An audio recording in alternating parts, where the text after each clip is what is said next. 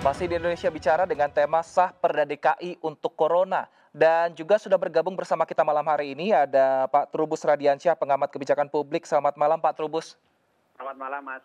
Baik Pak Trubus, sore tadi baru saja disahkan peraturan daerah yang mengatur tentang kebijakan Corona di DKI Jakarta. Di antaranya adalah membahas denda jika warga melawan atau tidak mengikuti swab test dan juga rapid test yang dilakukan oleh Pemprov DKI Jakarta akan didenda 5 juta rupiah. Menurut Pak Trubus, ini cukupkah sanksi ini untuk menekan angka positif Corona di Jakarta? Iya, menurut saya secara rasional komprehensif tentu itu sangat cukup, malah menurut saya terlalu tinggi gitu ya. Jadi begini persoalannya adalah bahwa masyarakat DKI Jakarta itu ada kelas menengah dan kelas atas ya bahasanya itu. Jadi bagi yang kelas atas memang artinya yang tinggalnya di Menteng dan Pondok Indah itu mungkin 5 juta tidak menjadi persoalan. Tetapi bagi masyarakat yang tinggalnya di kampung-kampung, apalagi kampung itu ada 3 jenis, ada kampung kumuh, kampung bantaran sungai, dan kampung di pinggiran rel, namanya itu, DPR, daerah pinggiran rel. Nah ini tentu akan keberatan dengan 5 juta itu. Nah sangat memberatkan lah dengan sanksi kalau misalnya nggak sampai rapid test. Nah ini kan kesannya jadi menakut-nakuti gitu, menakutkan gitu kan. Karena tentu di dalam karena persoalannya nanti di implementasinya. Di dalam implementasinya itu dengan denda yang sebesar itu tentu akan memberatkan masyarakat dan akan memberikan rasa ya menjadi beban gitu kan, meskipun tentu yang kita tuju adalah bagaimana supaya masyarakat itu jera. Tentu tetapi hukum itu kan tidak semata-mata memberat orang jera, tapi juga di dalamnya mengedukasi kan, mendidik untuk berdisiplin. Jadi dalam penegakan hukum itu kan 3 hal yang paling pokok. Satu adalah persoalan isi dari kebijakan itu sendiri, isi dari aturan itu sendiri harus jelas. Kalau isinya sudah mendendakan 5 juta, kemudian yang kedua adalah struktur. Struktur itu adalah aparat yang melaksanakan. Nah, aparat yang melaksanakan ini kan harus memastikan betul bahwa ini adalah tipiring, tindak pidana ringan ya. Ini bukan sesuatu yang harus dipaksakan kepada yang tidak mau, itu 5 juta. Nah, idealnya kan kalau tipiring kan melalui proses pengadilan, nanti pengadilan yang menentukan misalnya berapa ukur yang ideal, misalnya 5 juta itu hanya patokannya, tapi bisa saja kan dilihat kapasitas kemampuan dari orang yang melanggar tadi. Nah, yang ketiga, menurut saya dari sisi budaya hukum atau kondisi masyarakat. Kondisi masyarakat kita kan sekarang lagi terdampak COVID secara perekonomian, daya beli masyarakat yang turun tajam, kemudian konsumsi rumah tangga juga dalam kondisi yang memprihatinkan. Jangan sampai aturan malah mencekik mereka. Nah ini menurut saya memang harus hati-hati di dalam implementasinya, jangan sampai malah kemudian muncul masalah baru. Baik, jadi Mbak Tina. Itu, ya. Mbak Tina, kata Pak Trubus ketinggian Mbak Tina, dan ini bisa jadi menimbulkan masalah baru. Tanggapannya Mbak Tina? Ya, jadi sebenarnya gini, makanya yang kita selalu tekankan sebetulnya gini, dalam perda ini memang ada hak dan kewajiban, intinya itu. Dan itu diatur bukan hanya sektor kesehatan, tapi kesehatan, ekonomi, dan sosial. Gitu. Jadi dari pemerintah itu memang melakukan kewajiban. Yaitu ya tadi 3T itu, plus dengan ada stimulus ekonomi, juga jaringan sosial, jaminan, termasuk dengan bansos. Dan ini kita lagi benar-benar perjuangkan bansos yang non tunai gitu, karena kan memang ekonomi kita tahu sedemikian buruk sekarang, dengan bansos yang hanya bahan pangan itu masih kurang, jadi kita sedang memperjuangkan bansos non tunai, yang tunai. Maksudnya langsung di-transfer gitu ya ke masyarakat yang memang membutuhkan.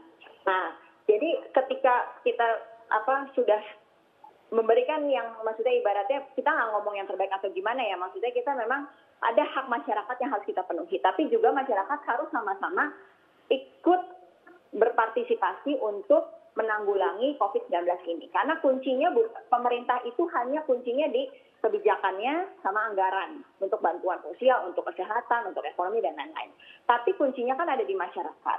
Dan kita bisa lihat dari bulan Maret sampai sekarang terus masih meningkat. Ketika direm mendadak baru agak turun, tapi itu pun kan menimbulkan polemik yang lebih besar lagi sebetulnya. Jadi akhirnya ketika kita mengesahkan perda ini, ya kita menimbang segala sesuatunya supaya semuanya itu terakomodir. Dalam arti kita kan tujuannya, makanya balik lagi yang aku bilang, bukan kita tujuannya untuk ibaratnya ayo bayar kalau misalnya melanggar, tapi kita mau masyarakat lebih sadar, lebih patuh dan paham akan kewajiban satu sama lain, sesama manusia, sesama warga, sesama masyarakat untuk mengikuti protokol kesehatan dan juga sama-sama memerangi COVID-19 ini, gitu loh. Jadi tujuannya itu lebih kepada ayo sama-sama nih gitu. Dan di sini itu terus terang memang gimana ya, maksudnya tidak, kalau ada aturan aja masih bisa dilanggar gitu, apalagi tidak ada aturan. Ketika sanksinya masih sekiranya kayak orang gitu ya, ada yang memang kalau untuk yang menengah ke bawah pasti sangat berat sekali, itu paham gitu ya. Tapi untuk beberapa orang yang menengah mungkin masih merasa bahwa oke, masih bisa kok bayar dendanya, nggak mau dites atau gimana. Jadi makanya kalau misalnya terlalu kecil pun kita khawatirnya tidak akan jadi efektif gitu loh. Baik, Pak Trubus, bagaimana dengan kebijakan yang saat ini dilakukan oleh Pemprov DKI Jakarta sendiri, mengingat ada perda ini, apakah artinya ke depannya tidak akan ada lagi sesi PSBB transisi atau PSBB jilid 3 ke depannya? Iya, menurut saya memang konteksnya tetap dalam konteks PSBB kan, artinya PSBB ini kan sepanjang PP 1 ya, sampai PSBB belum dicabut, di Permenkes nomor 9 juga belum gitu. Berarti Pemprov DKI kan tetap acuannya pada kesana kan gitu, artinya tetap memberlakukan yang PSBB, hanya model PSBB-nya tentu semua nanti mengacu pada perda ini gitu, karena kita sudah punya perda, toh ini dalam perda ini kan di dalamnya kan sebenarnya pembatasan sosial kan, seperti pembatasan warga untuk melakukan aktivitas tengah kondisi COVID yang istilahnya sampai sekarang masih di atas 1.000 ya.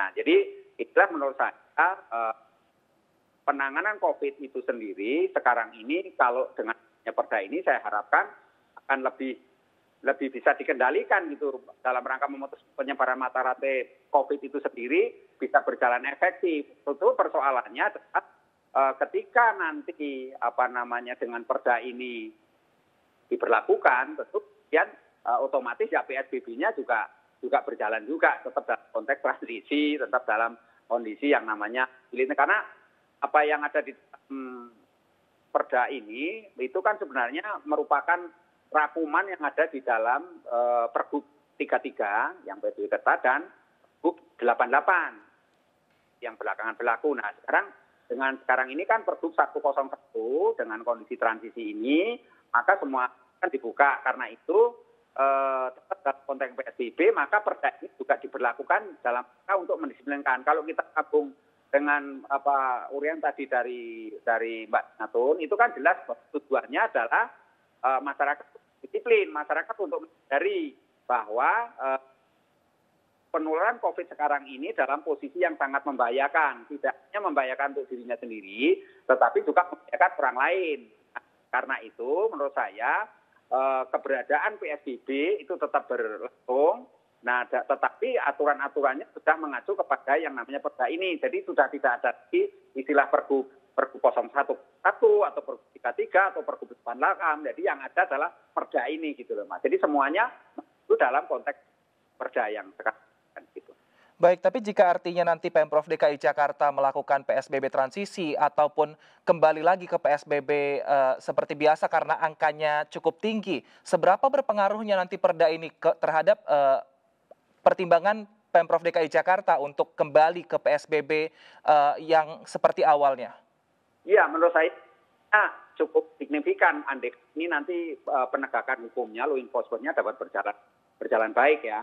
Tetapi selama ini kan PSBB yang diterapkan DKI Jakarta mulai Pergub 33 dengan Pergub yang 88 terakhir lagi Pergub ini 101 memang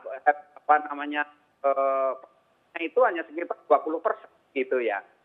20% dalam penyebaran COVID, tetapi persoalannya kan kemudian bagaimana masyarakat ini edukasi dengan kebiasaan menggunakan protokol kesehatan.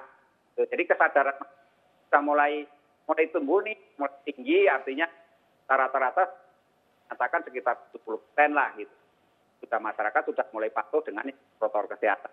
Nah, dengan demikian maka perda ini kita harapkan lagi tidak 70%, tapi paling tidak ya 90 atau maka 100%. Itu ya, bahwa penanganan COVID ini berjalan ditentukan hanya saya soroti ada satu adalah mereka yang menolak isolasi mandiri itu ternyata tidak ada sanksinya, itu diberikan sanksi. Nah, kemudian lain di dalam perda itu lebih mengenai kurung ternyata kan dihapus, gitu ya, dihapus. Padahal ini merupakan senjata bagi masyarakat untuk segera gitu.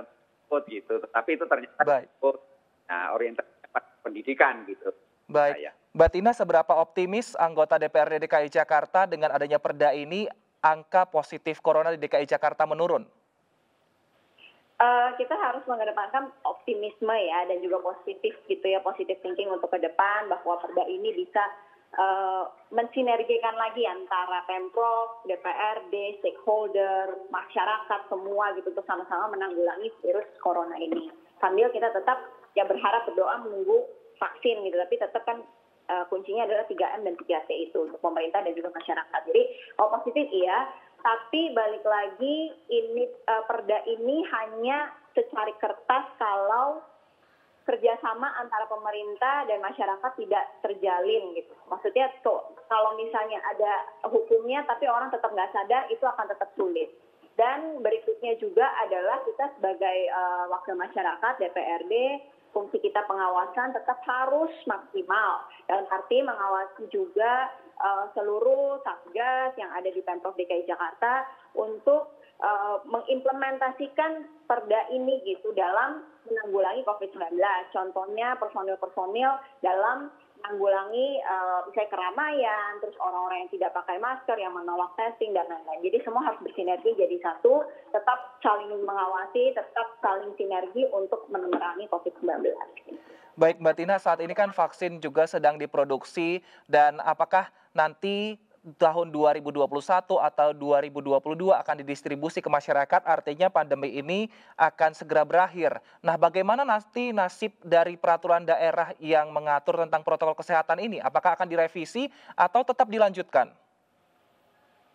Pertama, untuk sekarang memang vaksin ini kan kita belum tahu ya, untuk kepastiannya juga ini kan kita menunggu dari pemerintah pusat, terutama dari lab-lab yang memproduksi vaksin ini. Dan sampai sekarang detik ini masih simpang siur sih gitu ya, maksudnya sudah sampai apakah memang betul firm, apakah kapan itu kita belum tahu. Terus kedua, pandemi ini kapan berakhir juga kita belum tahu. Apakah vaksin itu betul-betul efektif di Indonesia gitu, karena katanya virusnya mutasi dan lain-lain. Jadi optimisme itu harus ada, dalam arti kita berdoa vaksin itu betul-betul bekerja. Kalau misalnya memang ibaratnya perda ini nantinya tidak sesuai dengan keadaan, ya pasti ada revisi gitu. Dalam arti misalnya perda ini mengatur lagi nanti pasca keadaan COVID-19, di mana kan masih ada pasti masalah kesehatan, ekonomi, dan sosial. Tapi yang sekarang kita fokus adalah selama kita belum ada vaksin, selama kita memang harus menerapkan protokol kesehatan dengan maksimal, pemerintah 3T, masyarakat 3M, ya kita implementasikan perda ini dengan maksimal gitu. Baik, Pak Trubus, dengan disahkannya raperda yang menjadi peraturan daerah ini, bisakah peraturan daerah ini menjadi atau mengubah pola perilaku masyarakat DKI Jakarta agar bisa menerapkan protokol kesehatan? Iya, menurut saya ini sangat tergantung dua hal ya. Satu adalah mengenai apakah nanti pengawasannya bisa berjalan baik. Kalau pengawasan berjalan baik, maka otomatis perda ini akan efektif. Yang kedua tentu dari sisi law enforcement-nya, di penegakan hukumnya. Nah, law enforcement ini kalau nanti berjalan, yaitu dengan segala keterbatasan yang ada lah tentunya karena pandemi, tentu ini akan juga. Tetapi yang paling penting juga nanti yang paling adalah partisipasi publik gitu. Artinya PSM, peran serta masyarakat, menjadi kunci di sini, karena masyarakatlah yang nanti segala aturan baik entah itu perda, entah itu pergub ataupun apa, sepanjang masyarakat itu punya partisipasi sebenarnya kesadarannya baik, nah inilah menjadi resep lah ya, paling enggak obat mujarab untuk memutus mata rantai penyebaran COVID. Tapi sekali lagi senada dengan cara berpikir Mbak Tina tadi, bahwa memang kita harus optimis. Terlepas memang dalam prakteknya nanti tentu ini masih menjadi banyak tantangan, terutama ya di dalam menerjemahkan aturan-aturan yang ada di dalam perda ini. Misalnya mengenai COVID, pengambilan jenazah COVID. Jenazah COVID itu kan ada yang 5 juta, ada yang 7,5 kalau melalui ancaman. Nah, nanti ukuran ancaman seperti apa? Ini kan harus jelas juga gitu. Nah, ini harus menurut saya termasuk bagi yang tidak pakai masker di dalam mobil gitu kan. Ini kan ada 250.000, sementara di negara tetangga, artinya penyangga itu SK Gubernur Jawa Barat itu ternyata cuma 100.000 tidak pakai masker, bahkan di Tangsel itu ada perwali cuma 50.000. Lah ini sama-sama Jabodetabek, yang sampai nanti timbul perbedaan atau diskriminasi dalam soal ini juga menjadi timbang arti bahwa ketika penegakan ini berjalan baik, ya tentu semuanya harus serba tidak diskriminatif, harus sama. Yang kedua menurut saya kunci juga nanti monitoring evaluasi. Karena Monefnya ini yang menjadi masalah di Pemprov DKI itu lemah dalam Monef. Sehingga bentuk pergub, bentuk apapun nanti perda, kalaupun Monefnya nanti kurang lemah, ini akan berdampak pula tetap akan efektif juga di dalam memutus masalah penyebaran COVID. Tapi kita optimis menunggu vaksin yang memang sampai hari ini vaksinnya ada 3 jenis paling tidak yang di pemerintah, satu dari Tiongkok Sinovac, kemudian merah putih yang kita bagiin sendiri yang sekarang dicobakan di Bandung oleh Pak Ridwan Kamil dan kawan-kawan, yang dari Bio Farma kemarin dilaksanakan oleh Pak Sofir ya. Artinya kita harus optimis, masyarakat dan juga khususnya warga DKI Jakarta ini mematuhi protokol kesehatan, dan juga dari Pemprov DKI Jakarta harus secara tegas untuk menegakkan hukum dari peraturan daerah ini. Dan terima kasih Mbak Tina Tun, anggota DPRD DKI Jakarta telah bergabung bersama kami, dan juga terima kasih Pak Trubus Radiansyah, pengamat kebijakan publik telah bergabung bersama kami di Indonesia Bicara. Pemirsa tetaplah bersama kami dalam Indonesia Bicara karena kami akan menghadirkan informasi menarik lainnya.